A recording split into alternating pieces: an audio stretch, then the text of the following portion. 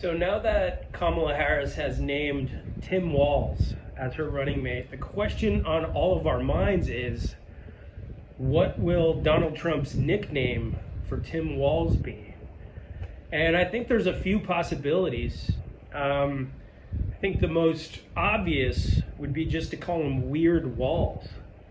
And that's because Walz was the first one to come out and say that Donald Trump and J.D. Vance and the Republican Party in general, and the MAGA movement, are all weird. So Trump could turn this around on him, call him Weird Walz. Second possibility is sort of in the same ballpark. He could call him Wacky Walz. And that, I think, is a little bit better than Weird Walz because it kind of just flows better. Like Wacky Walz sounds pretty good, actually.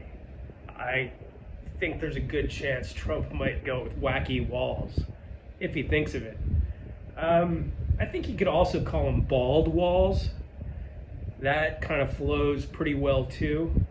And we all know that Donald Trump is into those personal attacks. And to attack him, Donald Trump believes that he has a great head of hair, even though his hair it's weird. Donald Trump's hair is weird. I'd rather have my head of hair than Donald Trump's head of hair any day. But I digress. He could just call him Bald Walz and focus on that, which could backfire because I'd imagine there's a lot of swing voters who don't have hair.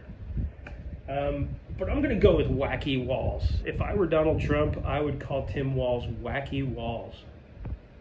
I just think that flows really well, and it kind of paints the picture of him as this like far left extremist, even though Walz is not far left at all. He's center left. Most mainstream powerful Democrats are right in the center. Tim Walz is slightly left of center, but he's to the right of Bernie Sanders. So he's far from being an extremist. Bernie Sanders himself is not an extremist. We just live in a topsy-turvy, lopsided political reality where sane and reasonable viewpoints are branded as far left.